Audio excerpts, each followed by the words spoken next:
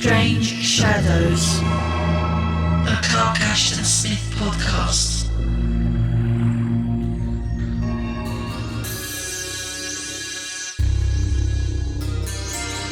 Listen, for this is the tale that was told to a fair Lamia by the demon Chanardis as they sat together on the top of Mofi, above the sources of the Nile, in those years when the Sphinx was young. Now the Lamia was vexed, for her beauty was grown an evil legend in both Thebais and Elephantine, so that men were become fearful of her lips and cautious of her embrace, and she had no lover for almost a fortnight. She lashed her serpentine tail on the ground and moaned softly, and wept those mythical tears which a serpent weeps. And the demon told this tale for her comforting. Hello friends, and welcome to Series 1, Episode 3 of Strange Shadows. The voice you just heard was Shelley deCruz, reading the opening paragraph of Sadastor, one of the stories we're covering today. I'm one of your guides, Rob Poyton. And I'm the other one, Tim Mendes. Yes, and today we'll be covering 3 stories, as they're all quite short. The first one is pretty much a prose poem called Sadastor. It was first written, it's believed, in March the 20th, 1925. And then you hear no more about it until it was published in Weird Tales in the July 1930 issue. And you only really hear about it because Lovecraft congratulated on Clark Ashton Smith for the completion and acceptance of it. So it seems like one of them stories that, I mean, I've had quite a few of those myself, where you start it and then it's not clicking. Yeah. You put it in the box for a bit and it comes out again. There's some speculation that might be a result of the criticism that Smith got from his friend as well, The Abominations of Yondo. Oh, George Sterling, yes. Yeah, because he was a little bit scathing, wasn't he, about all this fantastic stuff. Yeah, he was, wasn't he? Yeah. Yeah.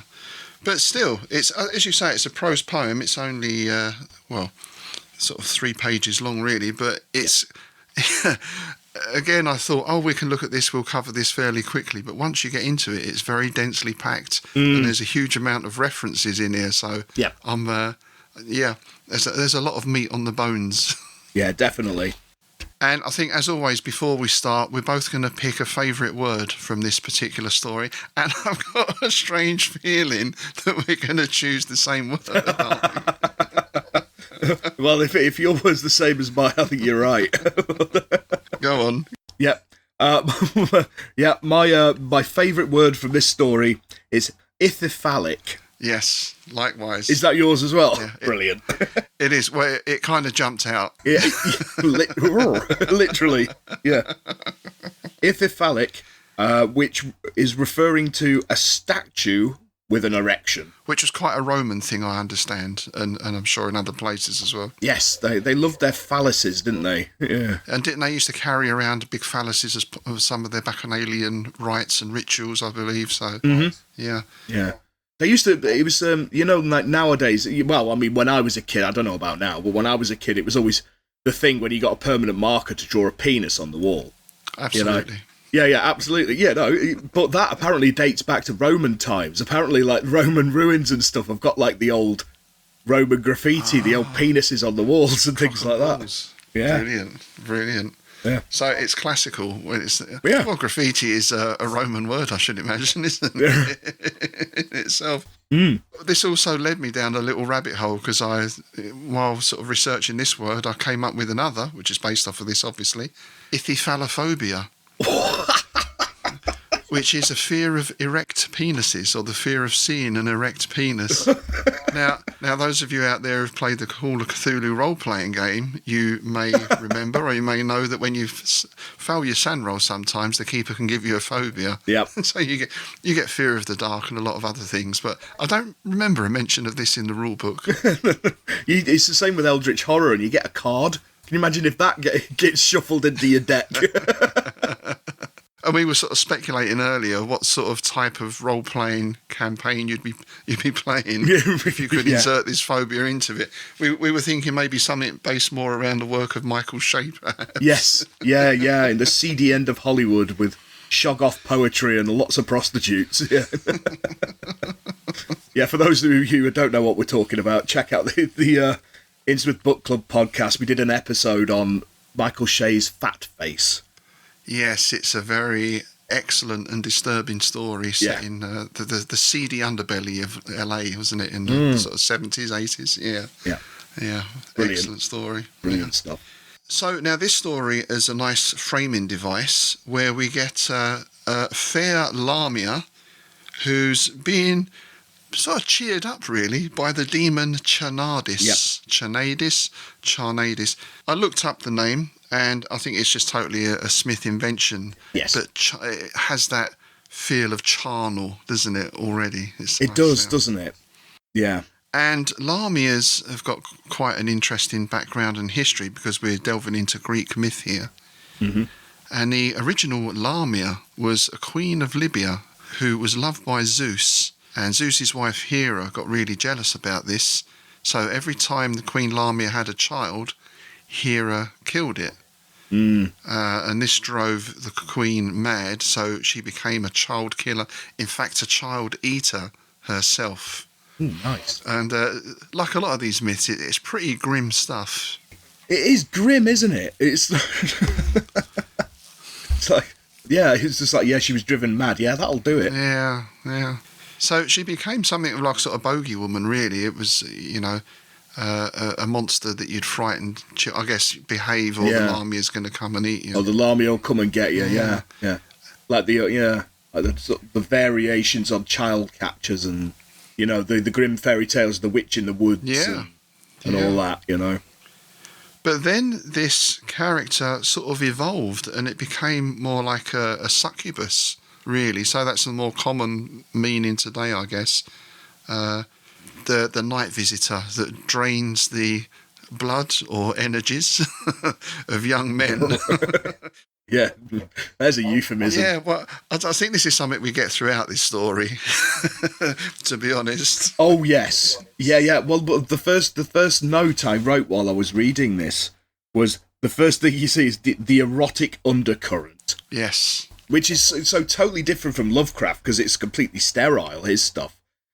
Like, Clark Ashton Smith often has this sort of bubbling, undercurrent of, raunch. Yes. And a bit of filth in there, So, yes, the Lamia evolved into this succubus, though in the Middle Ages they were also described as having a woman's head with a scaly, goatish body, so that was a sort of variation. But I think now people more think of them this sort of half-woman, half-serpent sort of character. Yeah. Snake-like, yeah.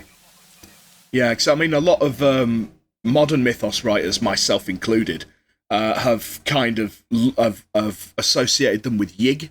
Oh, right. Father of Serpents. Nice. I've seen that quite a lot. Yeah. Which makes perfect thematic sense. Yeah. But yeah, it's completely different as where they come from. It's like a lot of these things, isn't it? The myth sort of evolves into something else over time. Yeah. Forget the original myth, I guess. And it put me in mind a little bit of the Conan story, God in the Bowl, as well, which features a sort of snake-human hybrid. No spoilers for anyone who's not read it, but quite one of his more striking monsters, I think. Yeah.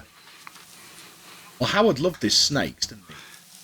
Yes. He used them probably more than any other creature. Maybe those and giant apes, as I seem to remember. But yes. I think. Oh yeah, giant apes. Yeah, I think he had a bit of a fear of snakes. I don't know if it was a full-blown phobia, but he certainly wasn't a snake fan in that sense. So I guess it made perfect sense to use them as the monster. Yeah. It's like Robert Chambers and his puffy grave worms, isn't it? It's Chambers had a thing about bloated maggots, didn't he? He really did. That sounds like now available in 8-ounce bags. Yeah.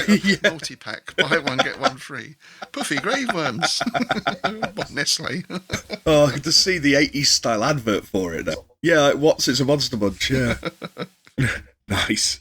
And we're very much placed in ancient Egypt, aren't we, as the setting for this? Yeah. Because they're sitting on the top of Mofi, which is one of the hills that was rumoured to be where the source of the Nile was. I'm not sure if that is strictly geographically accurate. But well, nobody knows for sure where the source of the Nile is, do they? It's like there's so many different I mean, I've watched so many documentaries about, we're going to find the source of the Nile. And like, okay, well, I think it's that bit, and I think it's that bit. Because isn't it just like a sort of vast, spread out plain that this thing rises up from? So there's no single source as such, maybe. Yeah. Yeah. And we get this lovely mention of the years when the Sphinx was young. Mm. Now, we could go off at a big tangent here because obviously when it comes to the pyramids in particular and the Sphinx, there's a lot of science, pseudoscience, ancient astronaut theory, all sorts of stuff. That dude with the big hair. Yeah. I never remember his name. I just know him as the dude with the big hair who believes in aliens. Yeah, That gets bigger throughout the series. yeah, it does, doesn't it? But as far as I can see, the current, let's say, proper, in inverted commas, scientific thought is that the Sphinx is around 4,500 years old. So, pretty old. And as an interesting thing with it, I was always brought up with the Sphinx as a lion, I think. That was always what we were taught at school. Mm. But there's this idea that it might have represented Anubis, so it's actually a jackal. Ah. Because the way it sits is more like a dog, and obviously the face is missing now. That's interesting, because, I was always brought up to think it was a cat. I thought it was feline in origin. Yeah. Yeah. Lion, puma, that kind of business. Yeah. But there's lots of speculation and different theories, so it's interesting. And we go from this. I like the way this switches from Egyptian to Greek myth. Although, having said that, with the Lamia being the queen of Libya, Libya, of course, is right next door to Egypt, at the place where this happened, so that fits in nicely. But now the demon is telling her this story to cheer her up, and he's talking about how he used to hover and poise like a gear eagle above Tartarus and the pits of Python. Nice. So we're right back into Greek myth, because that's the underworld, in effect, Tartarus. And Python is the snake at the centre of the universe, so I can't help feeling there's a lot of snaky phallic imagery in this story. Yeah, there is a bit. I like the bit like just before that, where it's saying that she lashed her serpentine tail on the ground and moaned softly. That's where I got the erotic undercurrent from. It's all like, oh, aye. But I think I'd like to point at this point, I was reading this speculation that this was written as a reply to the poem To a Demon. Ah, that makes sense. Yeah, it's actually Ramsey Campbell who says it, and it's like the To a Demon is obviously what the Lamia is saying. Yeah, and that this is the response. I thought that was really interesting. I only spotted it. I haven't had a chance to really read the two back to back. Yeah, but from what I skimmed, it does seem like that way, which is quite interesting. Well, just looking back at To the Demon now, because in the Nightshade books, it's obviously on the opening page. Yes, and that fits perfectly. It does, doesn't it?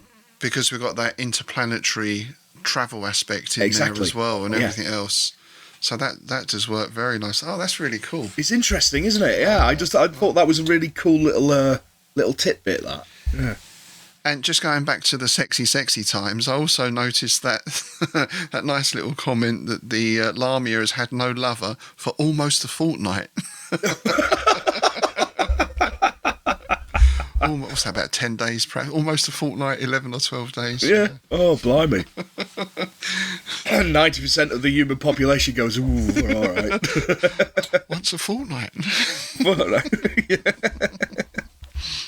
Oh, nice. So, and the other thing I thought with this demon, he seems quite a nice chap, actually, doesn't he? He does. He's trying to cheer up the Lamia, and later on he's very nice to the Siren as well. Yeah, I thought that as demons go, he seems kind of a stand-up chap. Yeah, it's interesting. It would be like the Terry Thomas of demons or something. So, in order to cheer up this Lamia, who hasn't had sex or a sexual partner for almost a fortnight, he recounts this sort of voyage he went on, which encompasses really travelling through the solar system and then beyond. So we get these lovely descriptions of things on the moon, we get the 3 rings of Saturn, we get Jupiter, yep. And then eventually we get this planet called Sadastor, which is somewhere else. Again, it's not made quite clear, but it's just beyond our spheres, I guess. Yeah, I love the description of it. Immense and drear and grey, beneath a waning sun. Far fissured with enormous chasms, and covered from pole to pole with the never-ebbing tides of desert sand. It's like, but back to like Abominations of Yonder, we get back to that sort of desolate, bleak, lonely, decaying.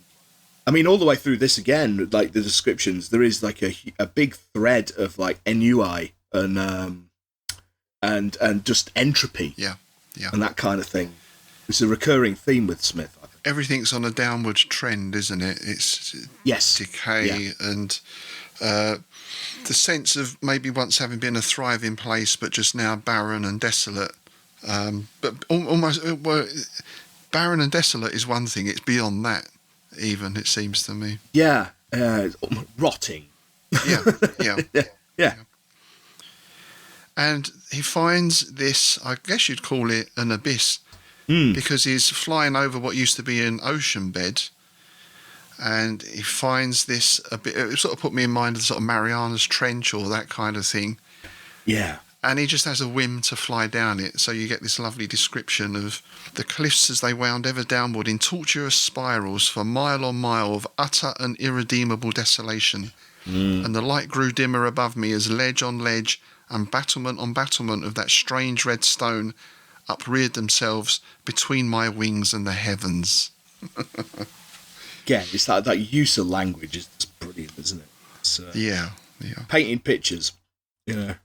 So he goes way down into this abyss and he finds a small pool of dark green water, which he guesses is the last remnant of the ocean that once covered this place.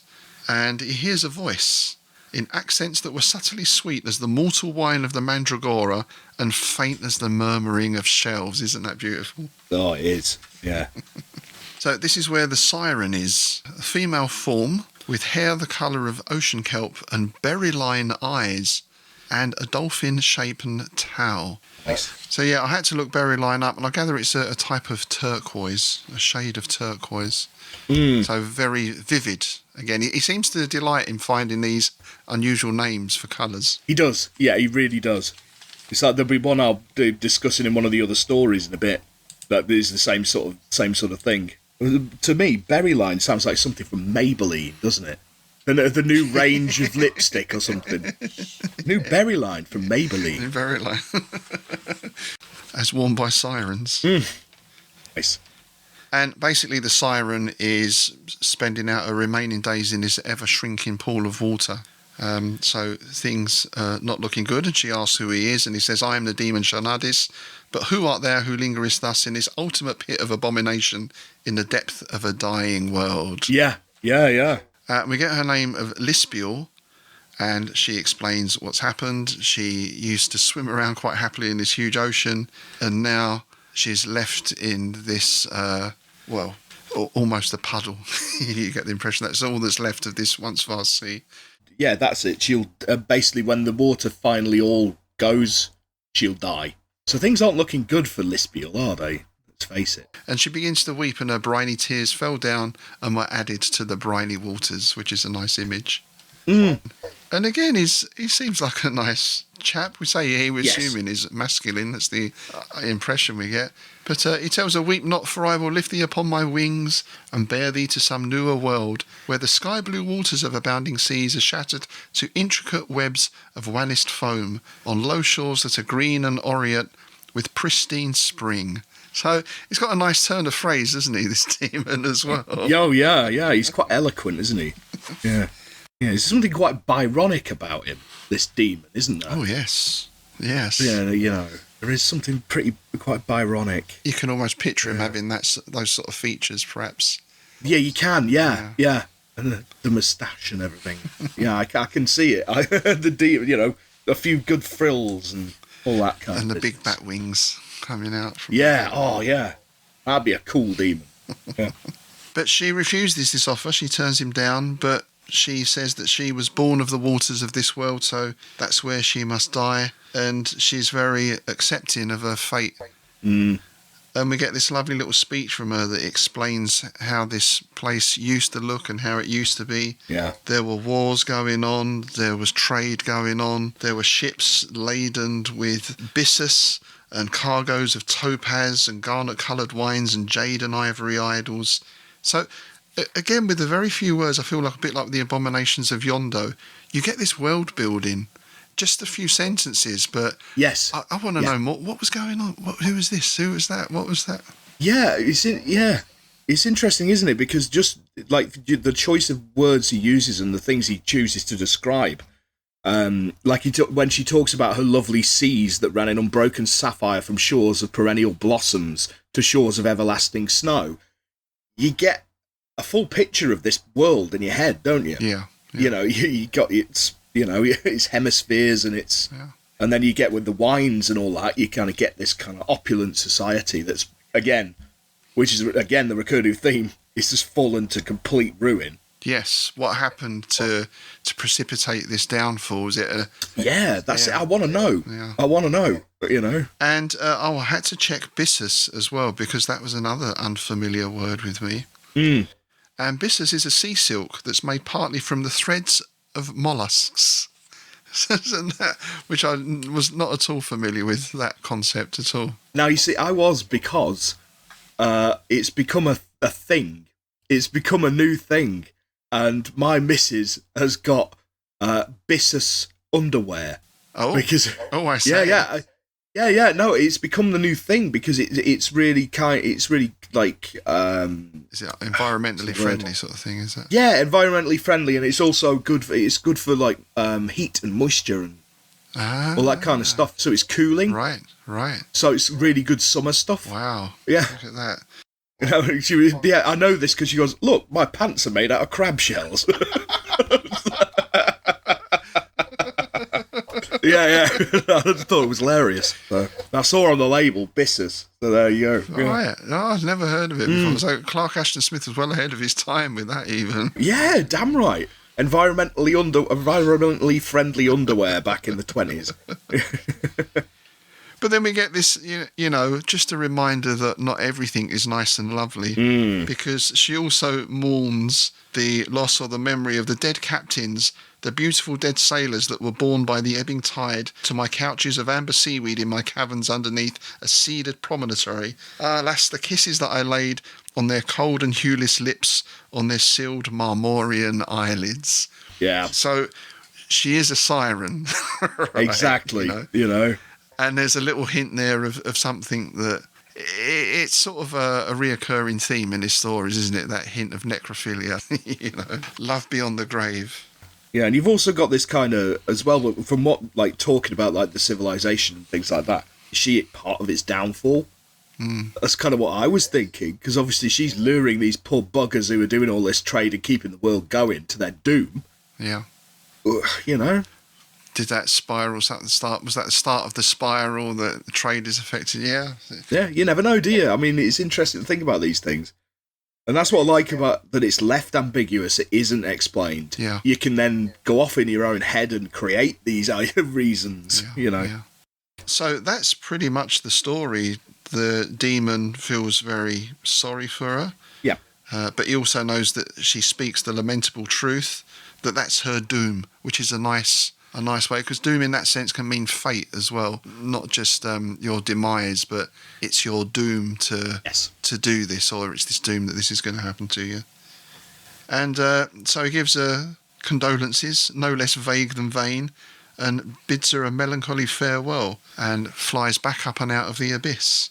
And I love this ending, because you don't want to stay sad forever, so he cheers himself up in the kisses of a beautiful fierce vampire in a far off and young and exuberant world. So he's gone from this scene of utter desolation to this exuberant world. Yeah. And seeks solace in the arms of a fierce vampire. Yeah. So yeah, very, very Byronic, really. Yeah, absolutely. Yeah, I like the implications there as well, because it's saying, like, this is a far-off and young and exuberant world. Yeah. Is that, going to meet the same fate at some point kind of thing, you know? Yes, that's on the upward sort of slope at the moment, but it's going to peak and then it will be on a downward spiral. And perhaps at some time in the far future, he'll be visiting this once beautiful vampire. Yeah, and she'll be left there with nothing to feed on, you know. Yeah. And that's it. And he's told the Lamia this story in an attempt to say, well, look, you think you've got it bad, but things could be much worse. Always look on the bright side of life. Yeah. Interesting advice coming from a demon. Yes, definitely. Nice. Okay, so we're going to move on to the second story, The Ninth Skeleton. Which it was inspired by a camping trip in the Sierra Nevada mountains around Donnell Lake that Clark Ashton Smith had gone on in like July 27. Yep. And on that trip, his imagination was inflamed by the foreboding and grotesque landscape and the strange rock formations. So, and this was one of the stories that actually got him into writing weird tales. Yes, I wanted to talk a little bit about this because one of the people he went on this expedition with was a friend of his called Genevieve K. Sully, and her daughters Helen and Marion were there as well. Yeah. Now, there's some speculation that the pair were very close. She was a great fan of his poetry. She was also Mrs. Sully, but there's a lot of speculation that they were conducting some sort of affair or similar. Yeah, he was a bit of a lad by all accounts. Yes. And I think we mentioned in episode 1 that part of what prompted Smith to begin writing fiction, well, it was partly Lovecraft at his prompting, but also it was Mrs. Sully who said to him, if you're always short of money, why don't you start writing stories to earn some? So we've got Genevieve K. Sully to thank, in probably no small part, for this wonderful treasury of weird fiction that we're now perusing. Yeah, because it's interesting as well when you mentioned Lovecraft, because when he wrote to Lovecraft about this trip, didn't he? Yeah. Saying that I have some ideas for weird stories and we'll try to work them out at the first opportunity. Yeah. I think utilising the local milieu, one of my conceptions concerns a man who takes a stroll on Boulder Ridge, the long rambling volcanic moraine on which I live, and suddenly finds that he's lost his way and is wandering in a strange nightmare country that affords all manner of discomforting and disagreeable scenes and incidents. Which is superb, really, isn't it? And that's basically the plot again. It's quite plot thin. It's just a guy going for this walk to meet his fiancée. He falls into this strange parallel world, or what, we're not quite sure what it is, and then he comes out of it at the end. But again, the richness of the language and the implications give it way more depth than the plot might suggest. Oh, a lot. Yeah, definitely. Steve Behrens dates the tale to after April 1928, but before August of the same year, since Farnsworth Wright accepted it and published it in the September 1928 issue of Weird Tales. And I want to return to the Sullys a little later on, in particular Helen Sully, because there's a very strong Lovecraft connection there. Right. We'll get to that at the end. Did you have a favourite word in this one, by the way? I did. My favourite word in this one was vertiginous. Oh, vertiginous. That's nice. Vertiginous. Yeah. And that's relating to vertigo. And it's used in the phrase basically dizzying terror. Vertiginous terror. Nice. Great phrase. I chose a word that I was not at all familiar with, and I hope I'm going to pronounce this right. It's Ceanothus or Ceanothus. Ceanothus bushes. Ah, yes. Wild bees were humming busily in the patches of clover and in the Ceanothus bushes with their great masses of white flowers. It's sometimes called Californian lilac as well. Oh, yes. So a bright, colourful flower. I wasn't at all familiar with that. But he does paint this very vivid picture again of the heavy perfume intoxicating the air, the spring blossoms, the cyclamen, yellow violet, poppy, wild hyacinth. The green of the fields was opalescent with their colours. Yeah. Again, very vivid scene. But it all starts going wrong. Yeah. And at first he thinks it's just a cloud has sort of floated up from somewhere on this lovely, I think it's an April day, is it? Yes. Yeah, April. Yeah. But when he looks up, the sky has actually, the entire sky has turned to a dun and sinister brown. And the sun has just become an enormous round red ember. So this is way beyond some local event. Or he's in some sort of liminal area, liminal space, and we're now slipping into another reality. Yeah, I like that description of the sun as an ember. And as he progresses, this strangeness becomes more and more marked and more disturbing, really. And we get this lovely description of... He was walking through the lovely pines with the lovely flowers before, but now these trees have become more gigantic and more gnarled than the ones he remembered. Yeah.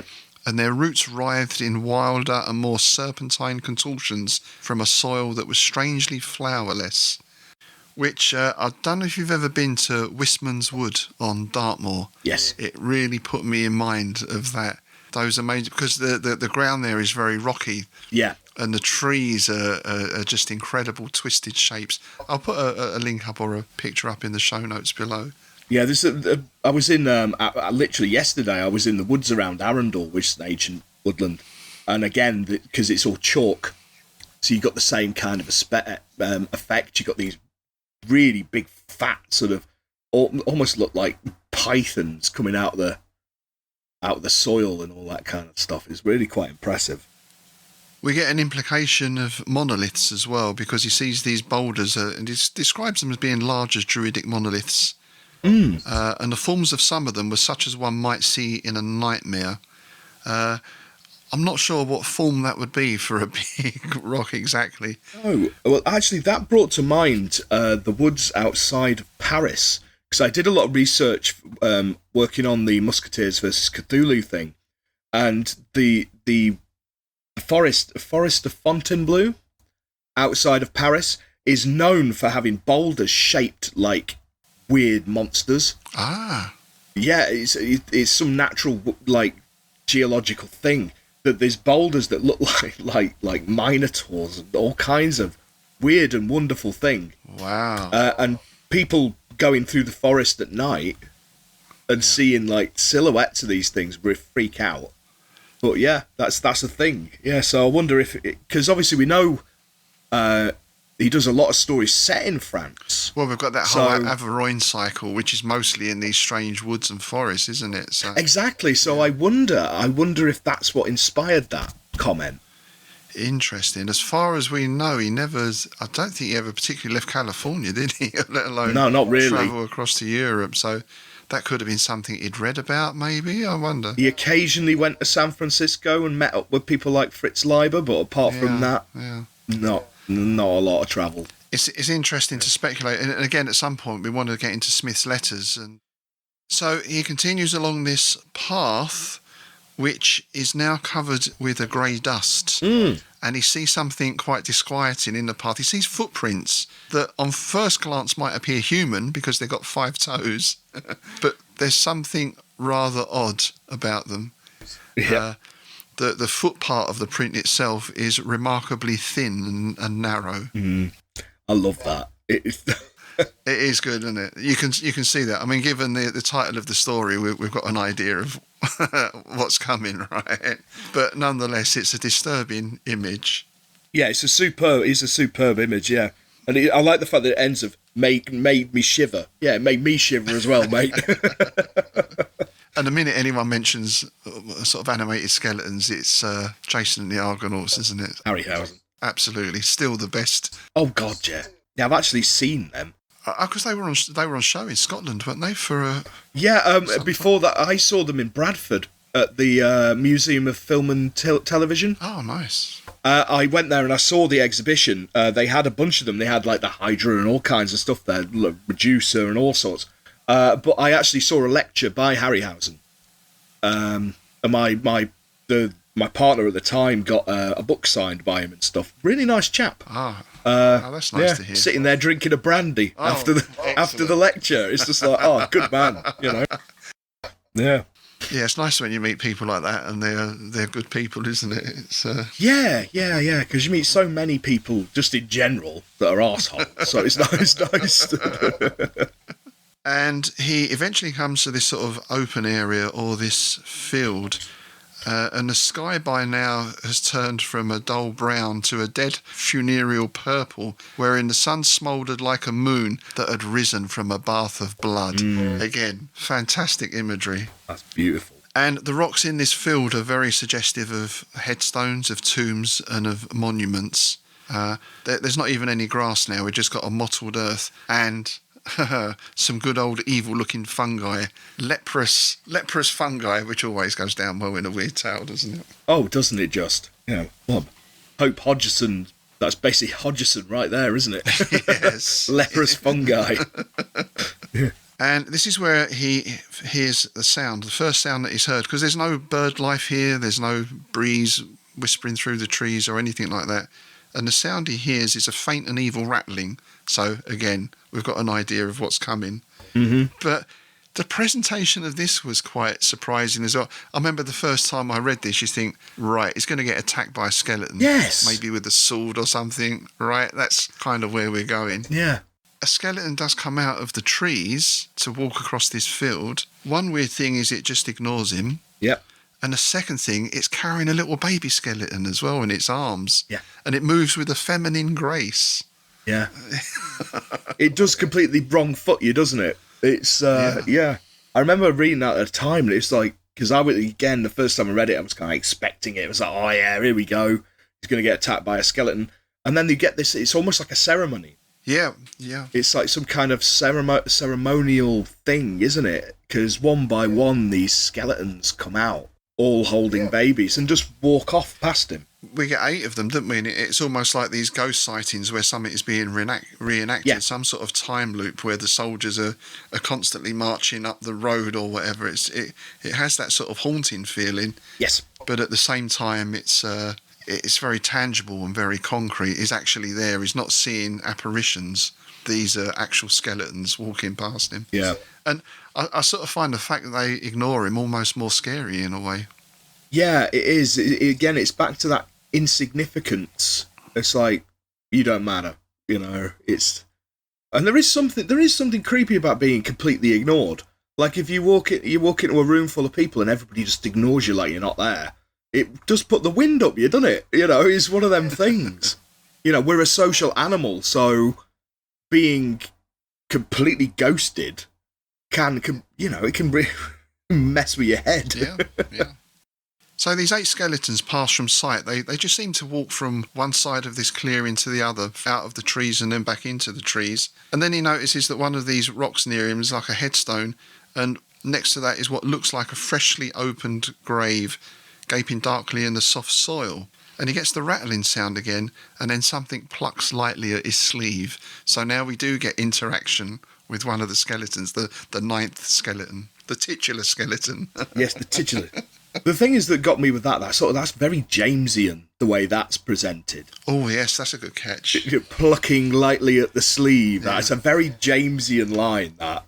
Yeah. And this one is different from the others because it's not carrying, it bore no infant in its arms, and with a lipless and ingratiating leer, it plucked again at my sleeve as if to draw me toward the open grave, and its teeth clicked as if it were trying to speak. So there's a sense of communication and purpose. Is the thing taking him towards the grave to put him in it, or is the thing saying this was my grave? Yeah. You know, what is the message here? This is it. Yeah, it's interesting. And this is pretty much where he faints in good Lovecraftian tradition. But I think fair enough by now. You see 9 skeletons. Yeah. One of which is trying to tell you something by clacking its teeth together. That's enough to put the wind up you, isn't it? And leering. Yeah. And that's it. He comes to, and his fiancée Guinevere, who he'd originally set out to meet at the start of the story, is holding him by the arm. She asks, "What's the matter with you, Herbert?" And just says, you were standing here in the days when I came, and I really thought you were going to faint when I touched your arm. So I love that. Then there's a lovely thing. Is her touch the skeleton's touch? Is this Exactly. You know, sometimes you have a dream, don't you? And you're hearing a noise in your dream, and you wake up, Yeah. and your smoke alarm's going off or something. It's like so I had a dream. I was being bitten by a dog. I'd been chased by a dog, and it was sinking its teeth into my calf, and I woke up with cramp. Nice. You know, it's that kind of thing, isn't it? Yeah. It's like, because dreams are often your mind trying to tell you there's some external stimuli. Yeah. Like you say, the smoke alarm going off. It's like alien. How many alien abduction um, alien abduction dreams have been like somebody's smoke alarm going doodle doodle doodle. It could be. Yeah. But then there's lots of implications to this. Is she the ninth skeleton? Does this presage something that's going to happen to her? Or the 8 skeletons were obviously female. Or that was the impression you get. Yeah. The 9th one, was it a male skeleton? Was it him talking to himself? Again, there's lots of those lovely unanswered questions that we can speculate about. Yeah. Without ever knowing. Yeah, that's it. I mean, and I love that just the nightmarish quality to it. It's like a fever dream, isn't it? Yes. There's something about that. And it was actually Lovecraft wrote to Clark Ashton Smith and said that your 9th skeleton pleased me tremendously and was undoubtedly the finest piece by far in the recent Weird Tales. It has a pervasive, haunting atmosphere and all the magic and colouring of authentic dream. Nice. I couldn't put it any better than that. Yeah. That is exactly what that story has. It's a superb piece of work. It's a very understated, but one of his more vivid, I find. I really like that one. It is. I think it fits what Lovecraft says totally. It's the weird story is not about character or plot or action. It's about atmosphere and the feelings you can generate with really just the story of a guy walking through a field. That's essentially it. Nothing really happens. Not a lot happens. He's just sort of walking. Skeletons appear, but still, it gets into your head. And I think again, by using that ambiguity of not explaining what's going on, it can sink its sort of claws into you even deeper. I think because you are thinking about it. You think it's like we discussed before, saying that his stories aren't ones you read quickly.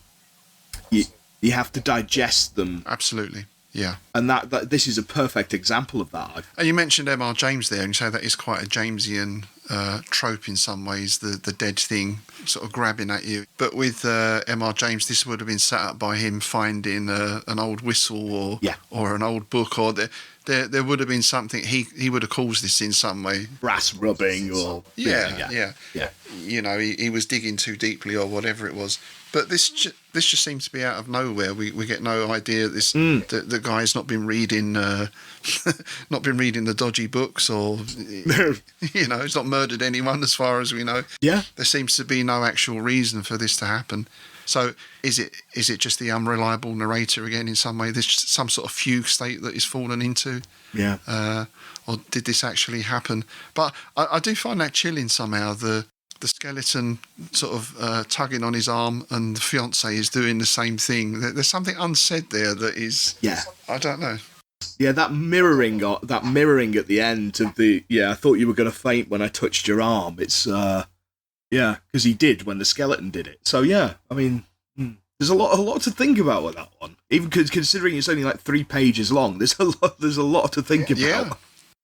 So I mentioned earlier about Helen Sully. I wanted to talk a little bit about her again. Oh, yeah. She was the daughter of Genevieve Sully, and I thought in this was sort of inspired by a walking trip with Genevieve, and the fiancée in the story is called Guinevere, which is not a million miles away, is it? So there's perhaps a parallel there. But Genevieve Sully was a great fan of Smith's poetry and became part of the circle. And her daughter Helen ended up writing to Lovecraft. And in fact, she went to visit him. Really? Yeah, she met him in Providence. This is it. For all the tales of him being a recluse and all the rest of it, he seemed to meet a lot of people and go a lot more places than you'd think. Oh, yes. Oh, well, it gets even better than that. So the mother, Genevieve, met Smith in 1919. She was very interested in his poetry and became part of the group or circle. And she writes about the walks they used to take in the foothills near Auburn. So there's something sort of the autobiographical about this story as well. She was 39 at the time and Smith was 26, and they were friends for decades. Smith does refer to her in his letters, and I believe that some of those have been reprinted in the selective letters of Clark Ashton Smith, that shows that they were close friends and she was an admirer and promoter of his art. There's nothing explicit about anything more to the relationship in there, but general thinking is that they were more than just friends. In fact, at one point, he even made out his last will and testament, bequeathing her his library paintings and art objects. So obviously there was a closeness. All right. And she talks about this trip in the hot summer of 1927, about going to a camping trip to the mountains in the Donner Peak summit region. And it was a little bit difficult for Smith to do because his parents were not in good health at the time. So he had to make arrangements for his parents to be looked after. And she wrote about how the Smiths lived in a very primitive way. They had no running water, no electricity, and the only heating they had was from a kitchen stove. So it's almost like sort of backwoods kind of living, is it? You know? Yeah, definitely. Yeah. And after a few days of walks, they decided to go up to Crater Ridge, which, while they were there, Smith came under the spell of a strange thought, and in his mind, the scene was transformed into the grotesque landscape, which he later used in the City of Singing Flame, apparently. Oh, okay. So there's almost sort of two stories come out of this landscape. That's interesting. And this is where he was having this strange influence, and they sat down to chat about it. And Genevieve then suggested to him that he use the powers of imagination of writing for fiction, which would bring him in more of an income than the poetry. So yeah. That's quite nice. But that's all Genevieve. But now her daughter, Helen, Smith actually read Lovecraft stories to them by campfire light. Imagine that. Yeah, that'd be brilliant. Yeah. Can you imagine but sitting in this lovely Californian landscape at twilight with Clark Ashton Smith reading you a Lovecraft story? This one's called Pickman's Model. Yeah, and we know this because Smith wrote to Lovecraft, this is in 1930. By the way, I read your picture in the house aloud one evening by the light of our campfire in the mountains, and it was received with great enthusiasm by my hostess, Mrs. Sully, and her daughters. Picture in the house, oh, brilliant. Cannibals. So Helen eventually became a teacher of music and art at the Auburn High School, and she decided to go travelling around. And Smith wrote ahead to Lovecraft to say that she was going to visit Providence, and could he sort of, look after a bit and show her the sights of Providence. And Lovecraft actually paid all her expenses while she was there, even though at the time he was in quite dire financial straits himself. I was going to say, yeah. He didn't have two beans to run together, did he? No. He wrote back to Smith and said, well, let me know when she's going to arrive and everything else. I will be on hand. And he basically showed her the sights. So this was 1933, and Helen actually wrote a brief memoir of the visit, Some Memories of HPL, which was published in 1969. And that's where she mentions that he insisted on paying for all the expenses of her brief stay, despite his economic circumstances. And there's this lovely anecdote that she wrote about as well, which I'm just going to read out because I think this is this is beautiful. That night after dinner, he took me down into a graveyard near where Edgar Allan Poe had lived, or was he buried there? I can't remember. It was dark, and he began telling me strange, weird stories in a sepulchral tone, and despite the fact that I'm a very matter-of-fact person, something about his manner, the darkness, and a sort of eerie light that seemed to hover over the gravestones got me so wrought up that I began running out of the cemetery with him close at my heels, and with the one thought that I must get up to the street before he, or whatever it was, grabbed me. I reached a street lamp, trembling, panting, and almost in tears, and he had the strangest look on his face, almost of triumph. Nothing was said. Nice. Oh, that's brilliant. As soon as you said it, I knew it was going to be in a graveyard. So this woman, not only did she have Smith reading Lovecraft to her by candlelight or campfire light, she had Lovecraft telling her this story in the graveyard where Edgar Allan Poe used to walk. I mean, that's amazing. It doesn't get more goth than that, does it? No, it doesn't. No, that's like the epitome of goth. Oh, that's brilliant. I love that. And and then Lovecraft actually wrote to her later on, talking about that churchyard of St. John's, and he said there must be some unsuspected vampiric horror burrowing down there. emitting vague miasmatic influences, since you are the third person to receive a definite creep of fear from it. So, anyone visited Lovecraft, I guess he used to take him to this cemetery and try and scare the shit out. I love that.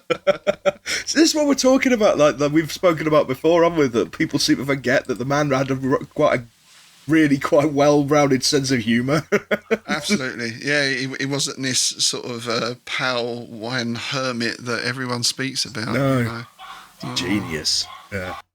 Okay, so we'll move on to our third and final story, our trio, our hat trick, our Smithian hat trick, which is The Last Incantation. Indeed, yeah, and he completed it in September of 1929, and it was accepted by Farnsworth Wright for Weird Tales on October the 5th, 1929, and was later published in the June 1930 edition. Nice, and I believe Smith got paid $15 for this one. Yeah, $15. I'm not sure what that is in modern money, but it doesn't sound... I don't know. It's kind of all right, it sounds, isn't it? Not an I was awful going to lot. say, it's just like 15 quid is about what I get half the time, you know? If you're lucky. Things haven't changed much, have they, for the struggle? They haven't, right? no. Yeah, and I always feel that with this, and this is for Smith, and again, this is another marvellously written piece, and to think of the effort and craft that goes into a piece like this, and he gets sort of $15 for it, but, you know. That's just publishing, isn't it? It's the age-old quote, isn't it? If you want to make money, don't be a writer. Yeah. Yeah. And in fact, the text that we have of this in the volume 1 of our Nightshade book was from a typescript given to Genevieve Sully. Oh, so there's still that Sully connection there, which is nice. And this is the first time we get one of Smith's, shall we call them, fictitious worlds or new settings. I mean, we've kind of gone interplanetary before, and then the last one was set in a very specific earthly place. Yep. But now we're into the realms of Atlantis and Poseidonis. Yeah. Yeah, it's his first Atlantean tale, isn't it? Yeah. Yeah. Oh, yeah, before we dive in, did you find a word in this one?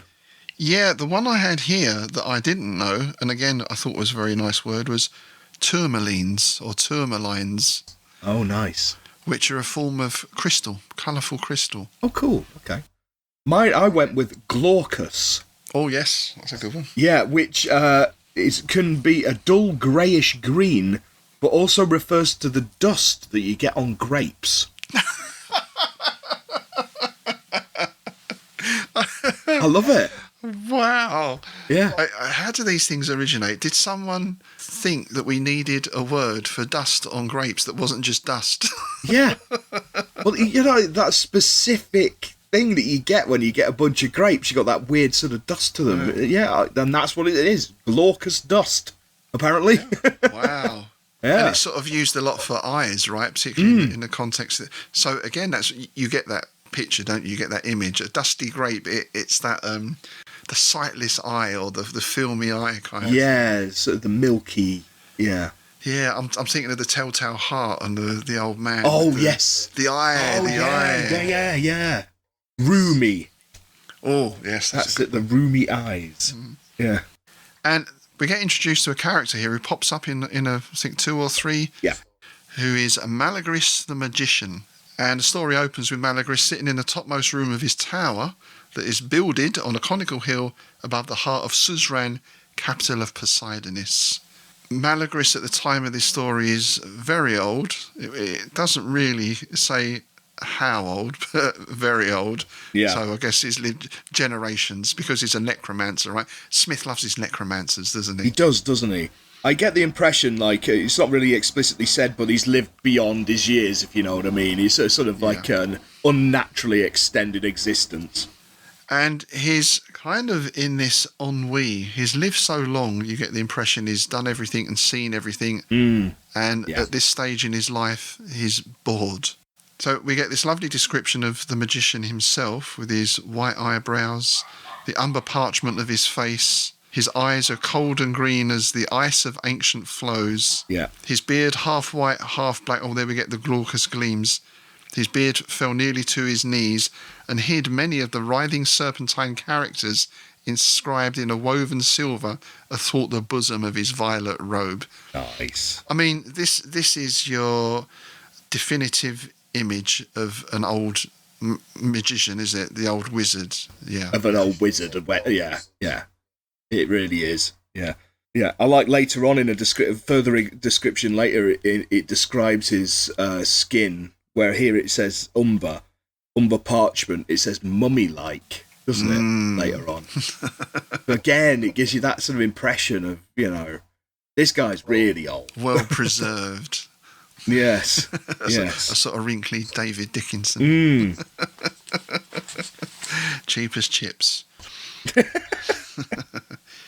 And that's followed by this beautiful description of his room, the tower. Oh. And there's so many things in here. I don't think we've got time to read all of this, but no.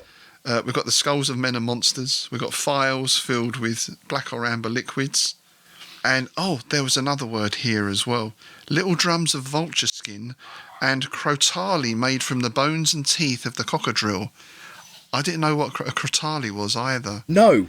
It's a percussion instrument, and it's like small cymbals. They're normally like little brass cymbals. Oh. So if you imagine about sort of a dozen brass cymbals on little stands, and I guess they're hit with a stick or a mallet or something. Oh, yes. So similar to the gamelan sort of stuff, I guess. Yeah, that kind of thing, yeah. And then it says here, I guess this was their original use. They're used as an accompaniment to certain incantations. So it's like a part of the ritual. Yeah, almost like Tibetan kind of feel to it. Yeah. Either that or, Ed Gein's musical instrument shop, We're back to the bone flute, so we made the thighs of your fallen foes and stuff like that. Yeah. And then we get the best thing of all, because above the door there hung the head of a unicorn, in which dwelt the familiar demon of Malagus in the form of a coral viper with pale green belly and ashen mottlings. So not only has this guy got a unicorn's head above his door, it's got a snake viper familiar living in it, which is just fantastic. It's just brilliant, isn't it? And we get a description of there's books everywhere, ancient volumes bound in serpent skin that held the frightful lore of Atlantis, pentacles. I mean, this to me was like pure Dungeons and Dragons wizards lair. Yeah. If you were playing D&D and you wanted to describe the wizards lair, you just read this paragraph out. Yeah, totally. Yeah. And again, quite thin on plot, because he's suffering this ennui, this boredom, and his mind goes back to among the shadows of memory, even as a blind man who has lost the sun and seeks it everywhere in vain. And he thinks of his days of triumph, the rich imperial years of his prime, and now these things don't really mean anything to him. They don't bring him any comfort. And the only sort of warmth he gets from his memories is going back to his youth, misty, remote, incredible years, where one memory still burned with unfailing lustre, the memory of the girl Nilissa, whom he had loved in days ere the lust of unpermitted knowledge and necromantic dominion had ever entered his soul. So he's going back to a time before he was a necromancer and before, I guess, days of innocence, really, isn't it? Yes. Yeah, you get that impression. It's youthful innocence, especially, like, in the end sort of bit. Yeah, it's sort of like, almost like, like a childhood sweetheart kind of deal going on. Yeah. And they actually planned to get married. They had a wedding arranged, but on the very eve of the marriage day, she died of a sudden mysterious fever. And this is kind of sort of sweet in a way, I guess, considering he's an almost undead necromancer. But the mummy-like umber of his cheek took on a phantom flush. Yeah. And deep down in his icy orbs was a sparkle like the gleam of mortuary tapers. I love this, that even though it's a sort of a warm memory, of a better time, it's still described as the gleam of mortuary tapers. Yeah. There's a band name, the Mortuary Tapers, actually. Yeah. Well, I noticed that, like, back in the Sadastor, he mentioned corpse candles and things like that. He loves that kind of imagery, doesn't he? Yeah, mortuary tapers. Great one. I was actually thinking about this, the band name thing. You could actually just basically, if you're ever looking for the name of a goth band, you could just open this book, close your eyes and point at random, and eat the ninth skeleton, the last incantation. Yeah. I mean, every page has got 3 Every on, page, isn't it, at least? you know, yeah. Not to mention good ideas for songs. Actually, something we will talk about at some time is music inspired by Smith. Because during researching a lot of these stories, I'm getting hits for different songs and different bands. Yeah. In fact, I've got an album or a CD somewhere that's all Clark Ashton Smith inspired music, which I'll have to dig out at some time. So maybe we'll do that as a special episode, a bonus episode for our patrons. Yeah, we can. Yes, special ones. We can do that, and we can do the adaptation. Yes. Yeah. So he speaks to his familiar, the Viper, who I don't think has a name. Is not given a name. No, he just recalls it Viper. Yeah, the demonian Viper. He sort of says, "Listen, Viper, I was going to get married to this lovely girl when I was young, and I think I'm a hugely powerful necromancer and wizard and sorcerer. I think I'm going to bring her back. I can do that, can't I?" It's almost sort of thinking out loud to the Viper, trying to sort of convince himself that he's capable of doing this. Yes. And the Viper says, "Yes, master. Yes, that's all true. You are Malagus, and all your sorcerous and necromantic power is yours. Mm-hmm. If it is possible, you could summon the girl from her abode among the dead." But he asked the Viper's advice. "Okay, so I can do this, but should I do it?" The Viper refuses. Not very helpful familiar, is he? No, it sort of says, "Well, if you want, I suppose you can." Yeah, if you want. But it's almost like that unspoken thing of like, but should you? Just because you can doesn't mean you should. Yeah, there's that theme, and there's that theme of everything comes with a price, and that kind of deal with it, isn't it? And you wonder if the Viper in some way has got more wisdom than Malagus. Yeah.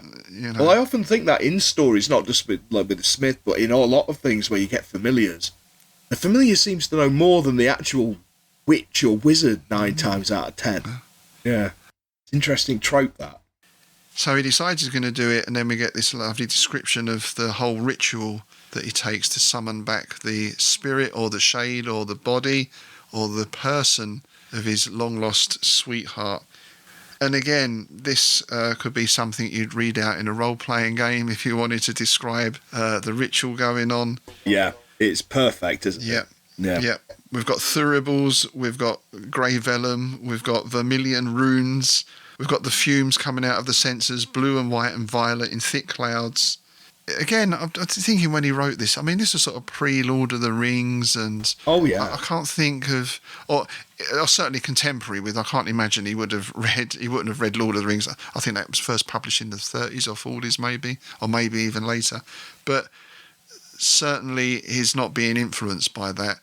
So is this, do you think, from the Arabian Nights and that kind of story perhaps he's drawing? I would have said, that a lot of it will have come from that and old European folk tales and things like that, I would have said. And the ritual is successful because Nilissa appears, and he asks, "Are you Nilissa, the Nilissa whom I loved in the myrtle-shaded valley of Meros, in the golden-hearted days that have gone with all dead eons to the timeless gulf?" I'd love it if she said, "Nah, I'm a sister." "Oh, Nilissa, no, I'm Melissa." Yeah. You said it wrong, you fool. And she says she is, but he's not sure, is he? No. This was nice because it's sort of the more he looks, the more things he finds that are not quite right. It's almost like the Uncanny Valley sort of feeling. Yeah, that's it, the Uncanny Valley. I love this. Was there not some elusive change, too subtle to be named or defined? Had time and the grave not taken something away? An anomalous something that his magic had not wholly restored. And on seeing this, this almost, I guess, there's no way, even if she was the real thing, there's no way she can match up to the memory. Yeah, because the memory is not just a physical thing of what she looked like. There's this whole feeling of it was a happier time in his life. He was full of innocence and the joys and the promise of life then. And that's really what he's trying to recapture. It's like the memory cheats, isn't it? It's like when you watch a movie, like when you're a kid, and it's the best thing ever. And then you watch it again in your 30s, it's like, this is crap. Yeah. Or you think back to your childhood, and it was always sunny, wasn't it? Yeah, it's that's it. Like the sunny or snow. You remember the snow, but you never remember them wet Tuesday afternoons where you're sitting there looking at the rain poured out of your brain. Yeah. And so he sort of plunges into despair again, doesn't he, really? He could believe no longer in love or youth or beauty, and even the memory of those things was a dubitable mirage. There was nothing left but shadow and greyness and dust, nothing but the empty dark and cold, and a clutching weight of insufferable weariness, of immedicable anguish. So we're back in there. That's bleak, innit? That's bloody bleak. Yeah. So he dismisses her. Yeah. She fades away into nothing. And now he's got the ump with the Viper, right? He says, well, why didn't you tell me? And the Viper says, well, you wouldn't have listened. Yep. Would the warning have availed? I love that. All knowledge is yours, excepting this one thing, and in no other way could you have learned it. Yeah, but even then, Malagus doesn't know, because he says, well, what thing? What can I learn from this? I've learned nothing except the vanity of wisdom and the impotence of magic, the delusiveness of memory. And the Viper says, well, it was her that you summoned and saw. Yeah. But as we said, no necromantic spell could recall for you your own lost youth, or the fervent and guileless heart that loved Melissa, or the ardent eyes that beheld her. So exactly what we said, just having the physical thing there doesn't take you back to being that person. You're way too gone in your necromancy and everything else to be that person even. It's that thing, isn't it? It hasn't changed. You have. Yeah. Yeah, that's nice. Yeah, you can't step into the same river twice, sort of thing. That's great. Yeah, that's perfect. It's not the same river, and you're not the same person. Yeah. So really, at the end of it all, he's got no one else to blame but himself, I guess. Yes. Yeah. And again, it's that sort of that entropy again, isn't it? It's everything erodes, even yourself. Yeah. And it's a common theme in a lot of Smith stories as well, this loss. We've seen the decay already in Yondo and in Sadastor and everything, but even on a personal level, there's this idea of loss. Whatever joy you had in youth is fleeting and is soon going to pass, never to be recaptured. Yeah. Again, this is quite a strange thing, because we mentioned earlier about Lovecraft is thought of as humourless and the sort of dour Puritan almost. And Smith is the one who was having affairs and all the rest of it. Yet, out of the two, Smith seems somehow the more, I don't want to say depressed or miserable. Yeah, dour maybe. Or introspective. Yeah. I guess Lovecraft is more about the insignificance of humans in the universe. Yeah. But he seems quite happy with that, as long as anyone doesn't really bother him and he doesn't, as long as But Smith is almost this deeper longing, this deeper sadness. Yeah, I do wonder, because a lot of his life was, I guess, in his mind, wasted, like through illness and all this kind of stuff. So I wonder if there was a sort of longing to recapture them lost years in there. There's something in Smith's work that I see as a parallel of Thomas Ligotti's. Yes. You can see that Ligotti's got some of the very same sort of themes going through it. It's interesting. It's the sort of stuff that if you think too hard about it can make you quite depressed. Yeah. Well, this is in some ways it's quite a depressing story, isn't it? Because that's the conclusion, and that's that's something we will have to face up to and accept and deal with in our own ways. And I guess maybe for him, part of the way of dealing with that was through his writing, through getting this stuff out. Yeah. Because he did have success, I think we said in part one, at the age of 19, he was a renowned poet. Yes. Yeah. And then it all kind of disappeared. He had some health problems, I guess maybe some mental health problems as well. And that all just disappeared. And then his family, he had to look after his family and stuff like that, didn't he? So there we are. That's our 3 stories this episode from Clark Ashton Smith. We hope you enjoyed those. Please don't feel too depressed. Listen, I hope we've not sort of brought everyone down with that last one, but I think if nothing else, enjoy the wonderful prose. and the images it conjures up. We can take that away at least. Yeah, just before we wrap it up, I'd just like to say that there is a short film adaptation of the Last Incantation out there somewhere. Now, I can't find a copy of it for love nor money. It was it's been shown at a couple of Lovecraft film festivals, and then I can't find even on the official website where you can see this. So if any listener out there knows how I can see this film, please let me know in the comments or shoot me an email. Just let me know. Oh wow, that's great. If we could find that out, yeah, that would be excellent. Yeah. Now, speaking of adaptations, we've had some messages in from listeners, and we've had one in particular from Ralph Grasso in the States, and he spotted something in an episode of Boris Karloff's thriller series. It's an episode called Weird Tailor, and what Ralph spotted was an invocation to Sarsaugua, and he's kindly sent us the Latin version of that and also the translation. Now, this is up on YouTube, this episode, so we're going to put that link below, and at some time we're going to be talking about this and some of the other TV adaptations as well. Yep. So thanks very much for sending that in, Ralph. We're definitely going to be checking that out later on. And thanks to everyone who sent feedback in. We've had some excellent messages. We had a very nice one from our old friend Ben Crawford on our YouTube site for the Abominations of Yondo, which I'll leave you, dear listener, to go and check out for yourself. Ben certainly has a way with words. So thanks for listening. We hope you can join us next time, where we're going to be reading the end of the story, and we're going to have our first special guest in to help us with that. In the meantime, if you'd like to support the show and help us grow, please do check out our Patreon page, where you can sign up at 3 levels of membership. You get access to bonus content for both Strange Shadows and the Innsmouth Book Club, and you get a monthly copy of Innsmouth News PDF. So with that, it's goodbye from me, Rob Poynton. And it's goodbye from me, Tim Mendes.